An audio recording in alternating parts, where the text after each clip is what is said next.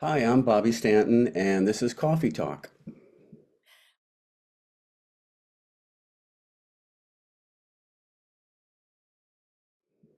Hi everyone, I'm Kim Perlak. I'm the chair of the guitar department at Berklee College of Music, and welcome to another Coffee Talk. Coming to you from the office today with, as usual, our assistant chair, Cheryl Bailey. Coffee cheers, Cheryl. Coffee cheers. Yep. Cheers.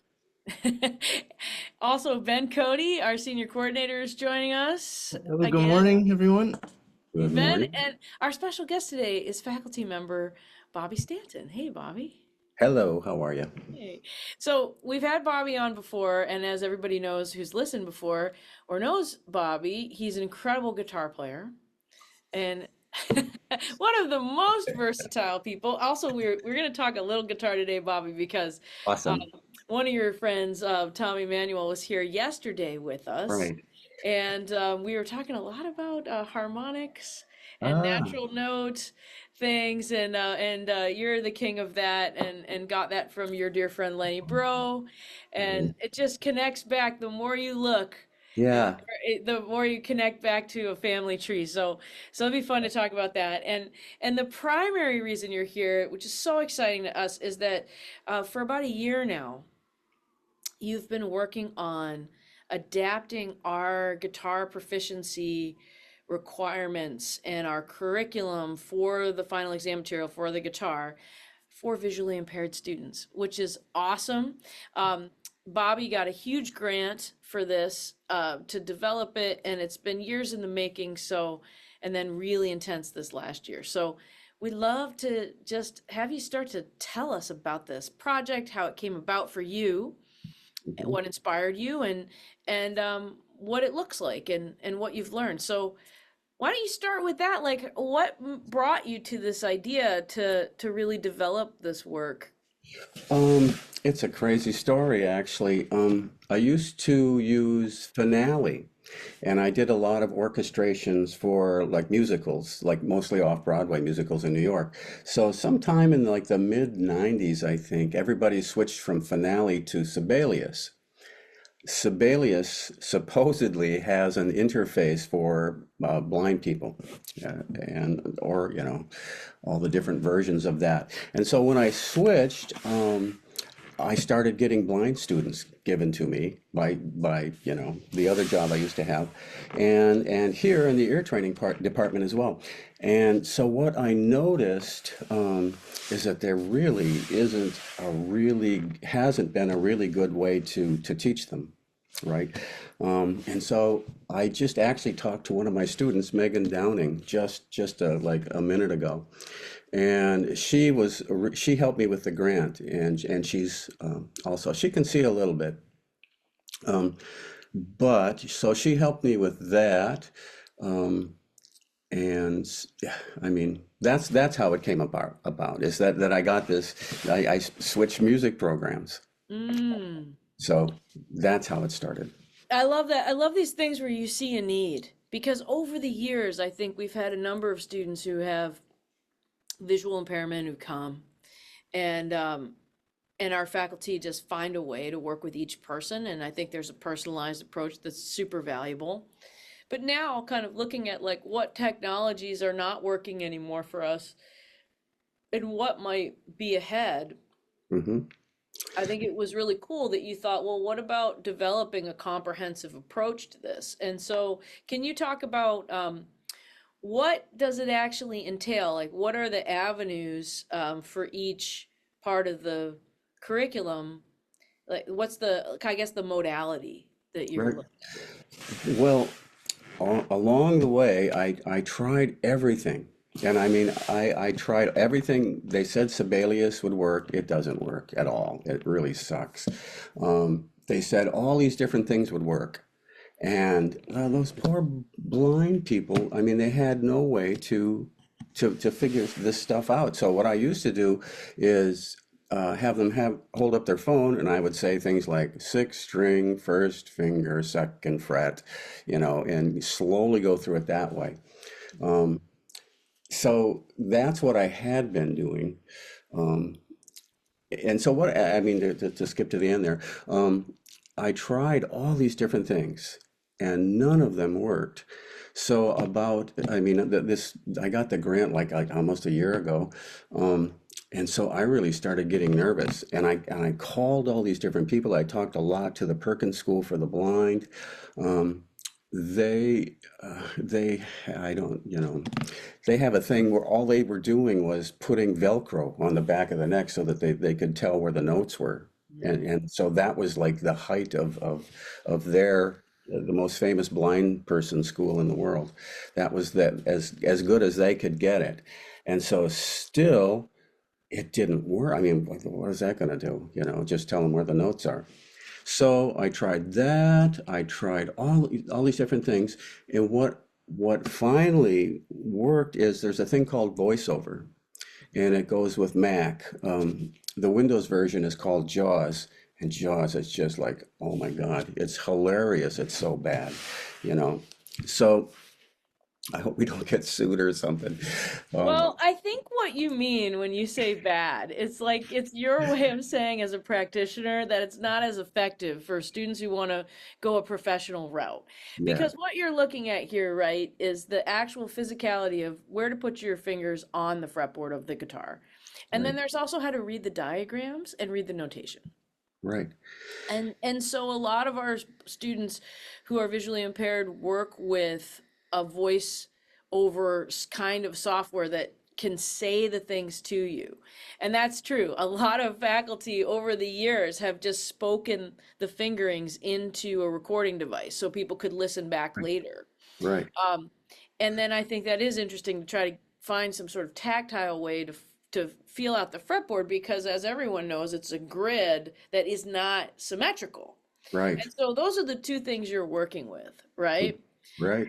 And so I think as you're kind of reliving the experience here in conversation, we can hear, okay, I tried this and I tried this and I talked to these different people.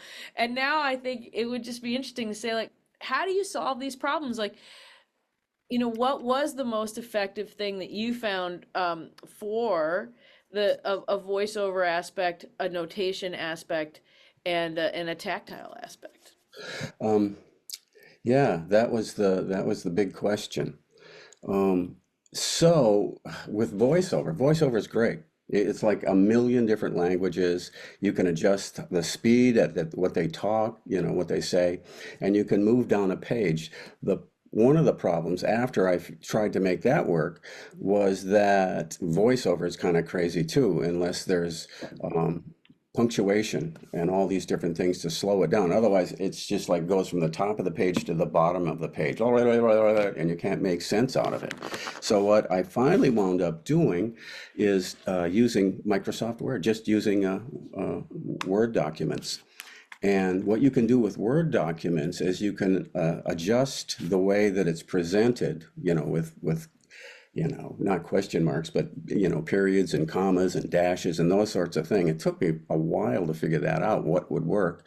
Um, and the thing is, Word, everybody's got Word, Microsoft Word. So it's really easy for everybody to have access to. And then if you can just put the information in the correct way, it comes out beautifully. And they can do it, like I said, in any language, at any speed, a million different voices. I have the Australian lady is the one, because I got that from other students that were blind. They would use the Australian version because it's easier to understand. It's the easiest one. It doesn't sound like a robot, and it's easy to understand. So that's what I So to finally came up with. clarify, now at this point, you've typed in the directions Hmm. for all of the final exam materials Yeah, it took a into while. Word.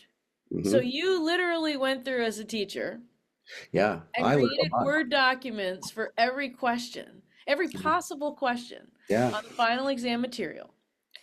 And that is can be imported into VoiceOver. yes.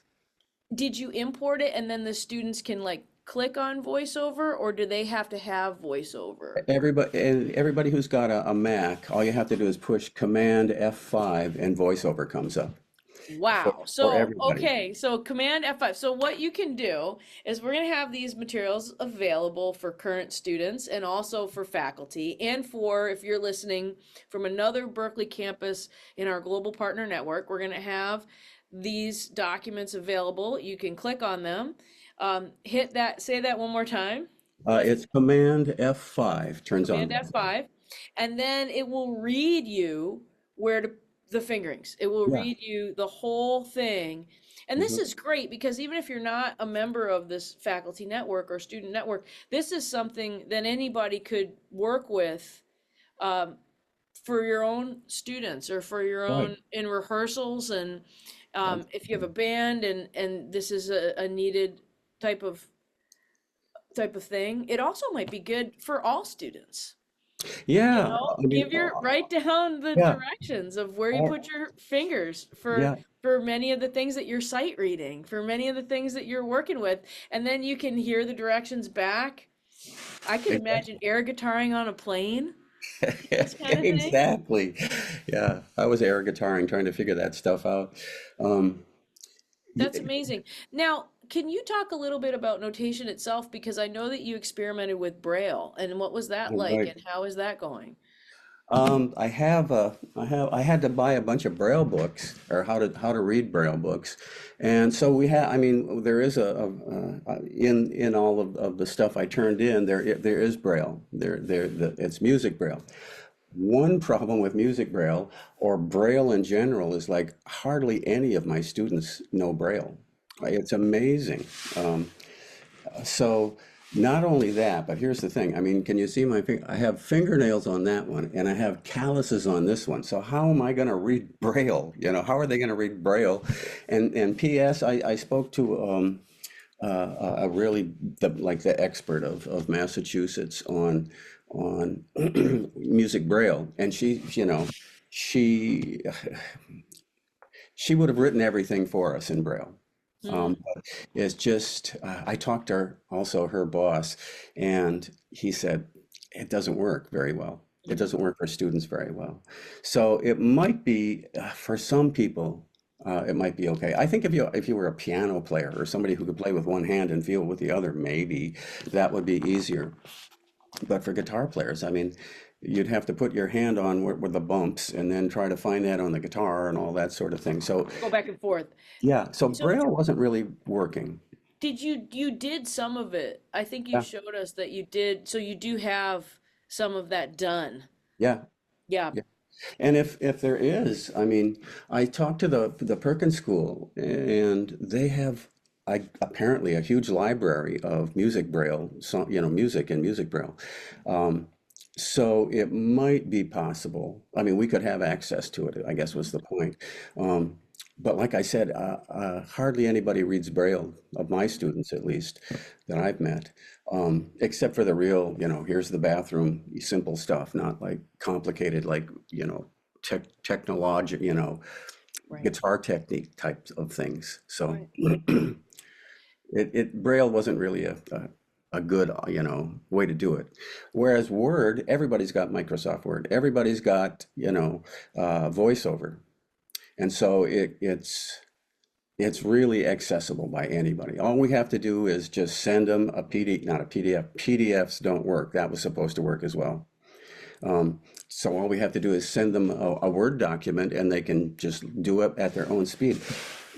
Also, the thing is, I thought this was going to be easy. I thought I was just going to put everything in Sibelius. That's supposed to work. It didn't work at all.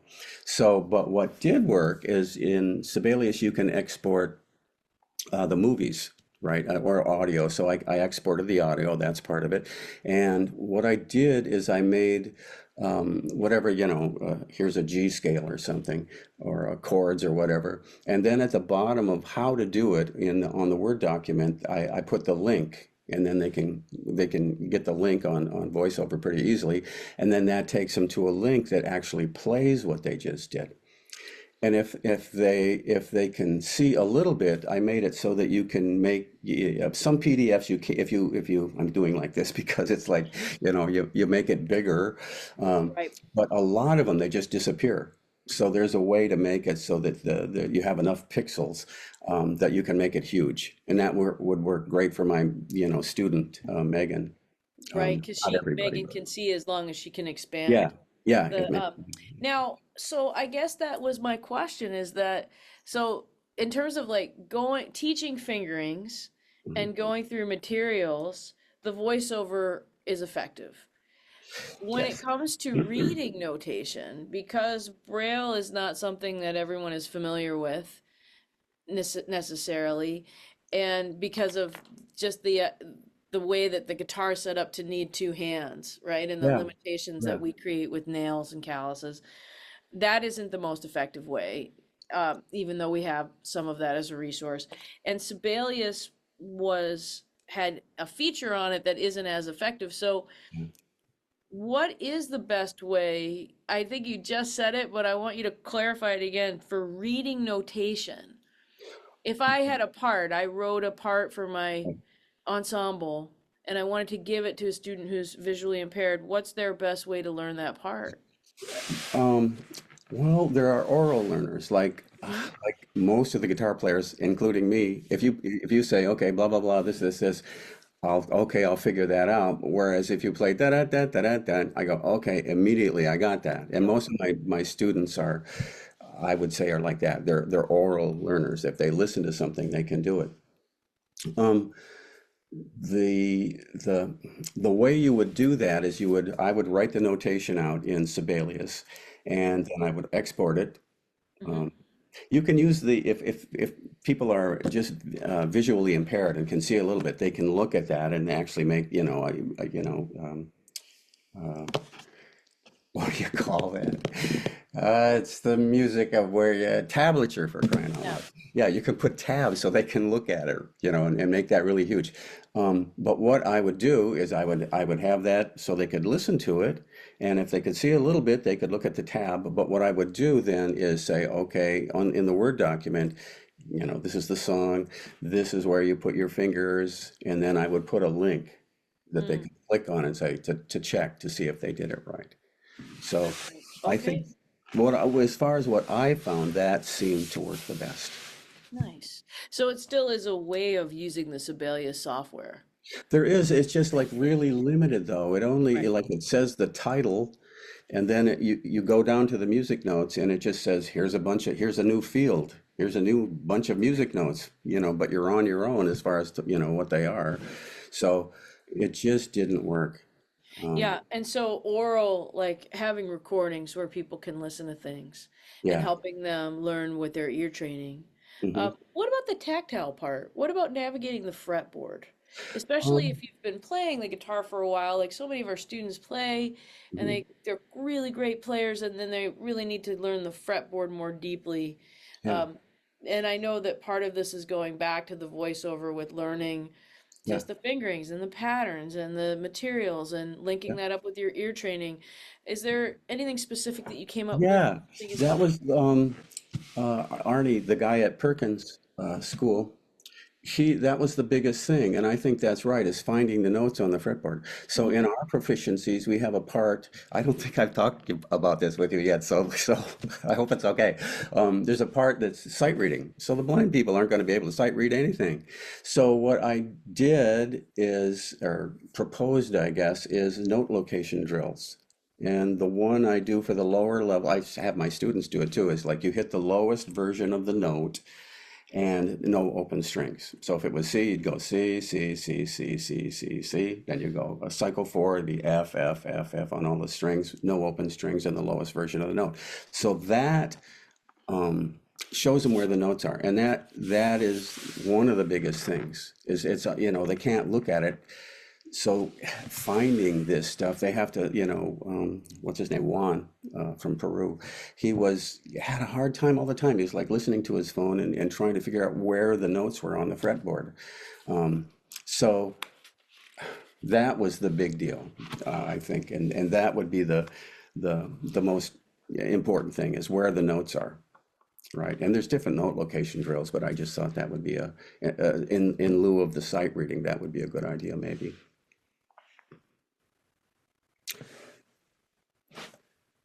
I think you're muted. is it There you getting the are. gist of the relative distance, Bobby, of the Yeah, fretboard? yeah, You know, it's, I think that's part of it, right? Because yeah, even, you know, I think if you are a sighted person, hmm, there's so much of guitar playing that's visual that we don't think about. Like, exactly. we had a friend here yesterday who had a 14 fret guitar to the body. And I haven't played a 14 fret to the body since I was 10, Right? right? And that's a long time. I'm not going to say how long, but it's a long time. Multiple decades, people. Yeah, And yeah, and so I actually, when he first just threw me the guitar, if I had to go up like past 7, it looked really weird to me. All of a sudden, I couldn't find myself. I right, within about 10 seconds, I could go down towards the neck from like right, frets 9 through 1, fine. right, If I had to go up, something did not register in my muscle memory at all. right. And I mean, I visualize, I play by ear, I do all the things. I even had written the piece myself. But there is something about it because the component is different. It's not set up the way that your mind expects. It Yeah, takes in the visual information and it just was like, does not compute, you right. know? And so I'm wondering when you are not a sighted person, Mm. how do you map out the fretboard? Because I think when you are, you say, "Oh, I play by ear," but really you're looking at hands width, Yeah, right? You're looking at exactly. positions. So how do you help people find the positions? Right. Well, that's a good one. I used to study with this guy named Charlie Banakis, who's was an amazing teacher. He was a great teacher, and he would just rail on guitar players because we never learn anything on the top. You know, all the instruments learn the entire fretboard or their instrument, all the range. And he would say, "You guitar players, you never play anything above the 12th fret," and so. That's a real common thing no matter what. But the thing is, a guitar, like a saxophone, is a vibrating column of air, which is like one string that they have to zoom up and down. A guitar's got five middle C's, and it's like laid out, it's in fourths except for the third, you know. And so it's a crazy instrument to try to explain to anybody. Um, so he gave me a bunch of different exercises that were great exercises that made me learn the guitar neck myself in a way that I never had. One of the things that he did was he would have you play on one string, like a major seventh arpeggio. So you go E, G, B, and and you'd skip up and go up and down the whole, like, then the next string, right? And so you would learn it from a harmonic point of view.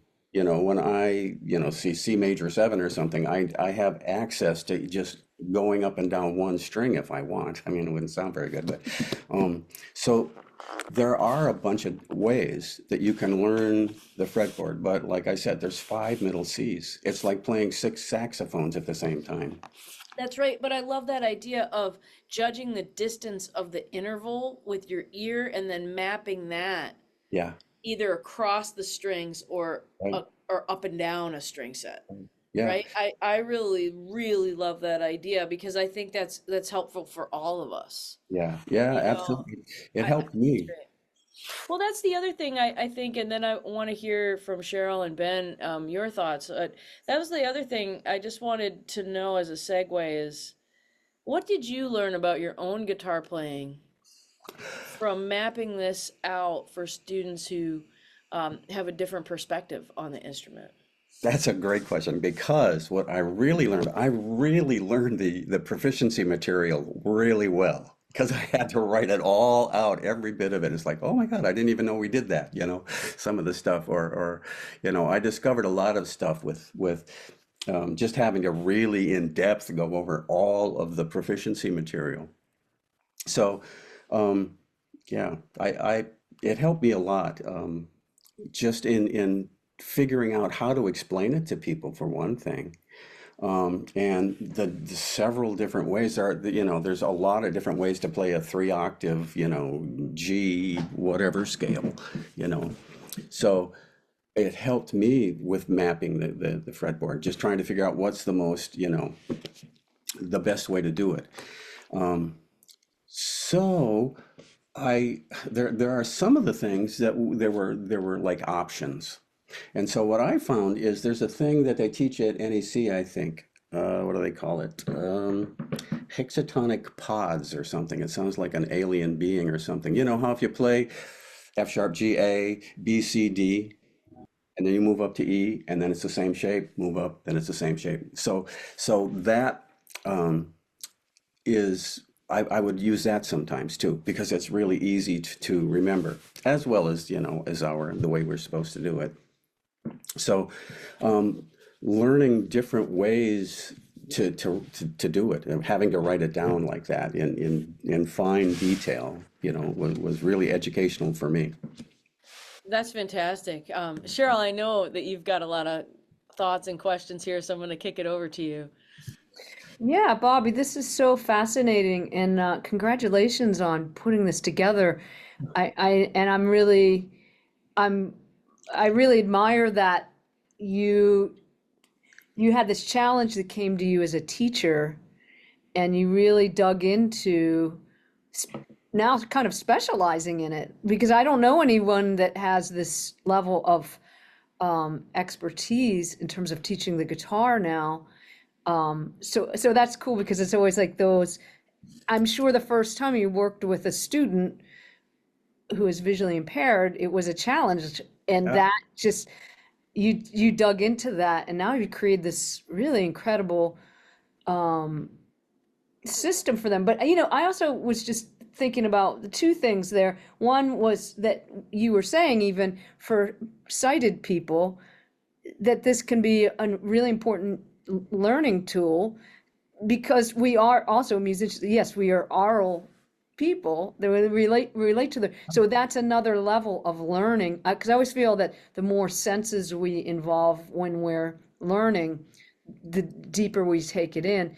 There's that, and also this what you were just talking about with in terms of the intervals that you said Charlie Banakis took you through. I mean, I think that's a big thing that yeah, there's a visual component to that, but it is really more a visceral and physical thing, yeah, really, and that's where maybe we intersect on that. And I think students of all students could really benefit from that and start thinking about playing all that material on one string, on each string. And that actually, when years and years ago, I had an opportunity to sit in Joe Diorio, the great Joe Diorio. He sure. was giving a master class in New York, and I went, and he let people sit in, and he said, "Oh, what do you want to play?" And I said, "I don't know. I think I said like Alone Together, a Beautiful Love or something." And he said, "Okay, cool, but you can only use your B string." Oh, And yeah. he was like, "So you can't play any of your licks." And but it was cool, because I don't know, somebody along the line had kind of brought that up about thinking about the guitar that way. So because it does make you, if you had to play a melody, whatever melody that is on one string, it really makes you aware of the intervals Yeah, much more so than I think sometimes. I think this is like all our guitar students could think about that. And then even just trying to play your melodic ideas on one string, you can't play your licks per se. right. And that's you get to that point where intervallically you really are hearing them and feeling them. But I think that's really fascinating. I like thinking about that. Yeah. Like I said, it's like six instruments that we have to master, and or like the other thing was Mick Goodrick was the guy who said that a guitar is three instruments, right? It's the vertical aspect, it's the horizontal aspect, and then it's the open position, right? Oh, So, and he also said something that always cracked me up. He called it like the realm of the electronic skating rink when you combine all of them. He had some term like that, but it was really like made you think about that, like yeah, Yeah, it's so you got to true. get around. And that's the thing that we don't realize, like what I realized yesterday sitting with my friend was that, like, oh, I've just let certain things go. I got lazy in certain ways. You know what I mean? Because I yeah, didn't, and like, okay, now I went home and I knew what to practice. And so I think for everybody it's such a great thing. I think for our visually impaired students, we just needed to give them yeah, a structure and a way to do it that would work. And then just like everybody else, you're going to find your own way through it, right? Exactly. And then I think on top of all of that, it gives students who are sighted, who are working in all of these different ensembles, a way to communicate. Like, how are you going to communicate? You know what I mean? That's the Right. player you want, that's the sound you want, and how do you communicate with that person, which is what you have to do anyway, right? And it Yeah. is a combination of how you look at the instrument, like from a conceptual, how do you see, quote unquote, see the instrument, Yeah. right? How do we Yeah. all approach it, really? And we see it with our hands, we see it with our ears, right? Right. Even more than we see it with our eyes sometimes, right? Yeah. And I Totally. think it's an invitation to everybody. I think I would encourage all of the students and faculty who are with us at Berklee to look at this, and then if you're not and you're listening, really consider it.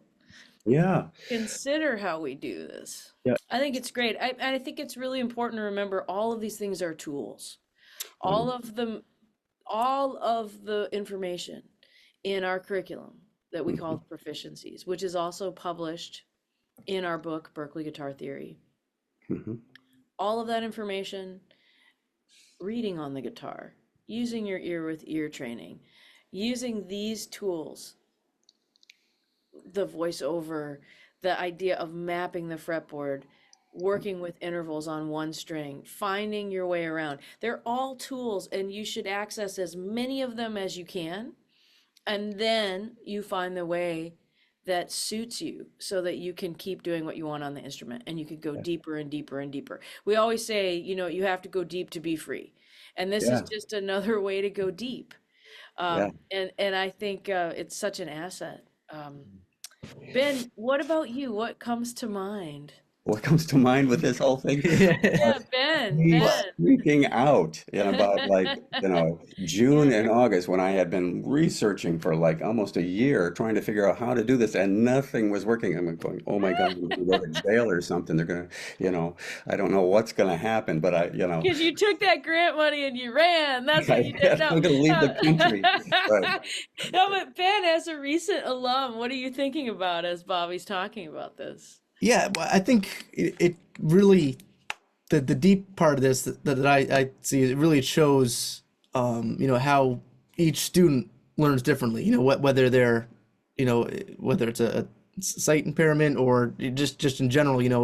And as I think it's a great tool for the faculty and a great exercise. To really dig in and look at different ways to be able to teach and be able to offer to the students here, and really how important I think the visual aspect is to music. And it Yeah. is kind of sounds funny to say it out loud a little bit because music, obviously, everyone thinks it's sound, it's literally sound, but there really is a very important visual aspect to it, especially as a student with learning, and especially if you're someone who's more of a visual learner. But I think it's really great to show how cutting edge Berklee is, just really being the forefront of being able to be able to supply a new way of learning like this for people that require it. The other thing is that I think what's great about it is being on the cutting edge is being curious and caring about the students. Yeah. That's what being cutting edge is right now for the guitar department. It's like, what do you need coming at this material from your perspective to take full advantage of it? Right. And I think it just shows that there's so many things in our world that come down to, oh, you can't do that, or you don't have access to that, or this is barred to you. People feel that so much. And I think what I love about this is over the years, there's been so many approaches to helping students who have this particular perspective. Hmm. And each time a faculty member has just gotten curious, well, I wonder if that's true. I wonder if there really is a limitation or if there's just another way. And it's just been kind of people trying different things over the more than a decade that I've been here. And Sheryl, I'm sure in the decades you've been here, this is also true. And then Bobby, you just finally just said like, look, I found this resource in this faculty development grant, and I'm just going to commit myself for a Yeah. solid year, and I'm going to go through all of the things and get so curious about it and then so committed to it that now we have something, this is the next phase that we Yeah. can really roll out in a comprehensive way. And now that way the students will be the ones next to say, yeah, that worked really great for me, or that wasn't as effective, or we could try this next. And then it's just not a one-time thing, it's a living thing. And I love that way we think of cutting edge technology. And a lot of what you talked about, it's right on your phone. It's Right. right on your computer. It's actually the simplest approach Right. turned out to be something really valuable. And I think that's inspiring. I hope it inspires people to also think about some of the other limitations you may feel you have and how you could meet them with the tools that we have. Yeah, I think people learn in different ways, different things in different ways. Like for me, I guess I think of an example. It's easier for me to learn, standards out of the real book. I can look at those chords and I can, blah blah blah, so that I can get to that level with that. And then other things, it's like I said earlier, if you just sing it, I can go, oh, okay, it's that. So I think different students, everybody probably learn different things within the curriculum in different ways. Some ways are better to learn this thing, and other ways for this thing. And the other thing is that I don't know if it's a racket, but the stuff that they were going to do. I mean, some of the options were so expensive. To get a machine that writes Braille is like 5 or 6 grand if you can find somebody who knows how to even use that. And then we'd have to teach them Braille. And then they had these gigantic screens so they could make things huge. You don't even need that. I mean, you can do that on your computer if there's the correct number of pixels on whatever the document is, right? I think it's So, brilliant. Yeah. Cheryl, go ahead. I know you have another thought there. Yeah, well, I was just gonna say, now, maybe just on the topic of a grant, right? I mean, this is an avenue, whether it's our faculty at Berkeley or outside. I've had many friends who have, and I've, gotten some small grants, and it is a process. I don't know, just what could you say if I don't know if this was your first time you did a project like this, but either way, I don't know, what do you take away from that, and what could you encourage others? Because I think there are often avenues for different projects, whether it's within Berkeley, for faculty development, but even as performers and professional development, other entities outside, that it's a process. I mean, I know from the few that I've done, you don't always get the grant the first time. And then right. you have to go back to and you get good at writing grants. Like, it's kind of a thing into it. So I don't know, whatever you could say for advice for others that, or maybe they're hesitant of doing that, because it is, it's a thing, right? Yeah. Well, here's the thing. I would have done this. Don't tell anybody, but I would have done this for nothing. Because this has been a battle forever. So I came to Kim and I said, we need to blah, blah, blah, do this. And she said, why don't you apply for a grant? So this is like the first grant I've ever applied for. But I just described what the problem was and how it's not being addressed. And what they said, they said, this is exactly what this grant is. So I don't think it was my grant writing skill. I think it was that, oh, this is exactly what we were looking for. So, Yeah. yeah, I if I think wasn't that's a great point. yeah, I wouldn't I have even think done it's a that. great point because listen, all of us are passionate educators, passionate artists. I think it's okay to look for opportunities so that you can get some resources and some funding that allow you to have support and allow you to make the time and not feel so stressed and pressed for it. Right. And I think that's a bit of a culture change for us as musicians and teachers, especially as Mm, teachers, where yeah. we feel like we're going to put time in. And I think it's a great point, Cheryl. There are, like here at Berkeley, we have an office of faculty development. This wonderful woman, Roya Hugh, who now is going to get a lot of emails from this. Um, you should write to her, and she will help you put it together. and help you see what opportunity fits. There are also really great people who are just in the community. One of our fantastic alumni, Karen Hogue, she actually is a grant writing coach. And so you could find her or you could find someone like her.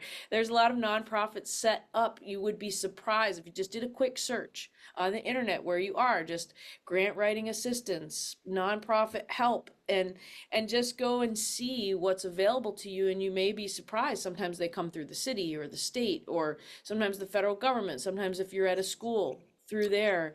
I think it's so worth your time and energy to try. Yeah.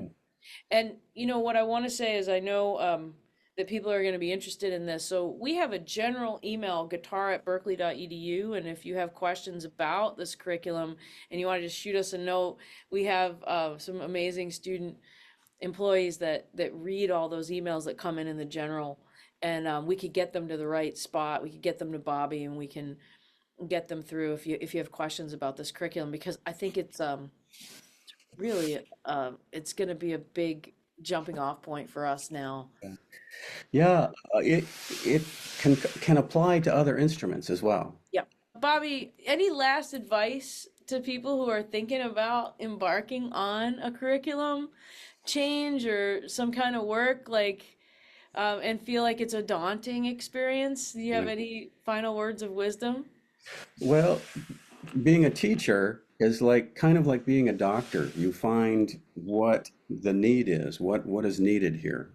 And so in this case, this was really needed, I thought, some way to address this.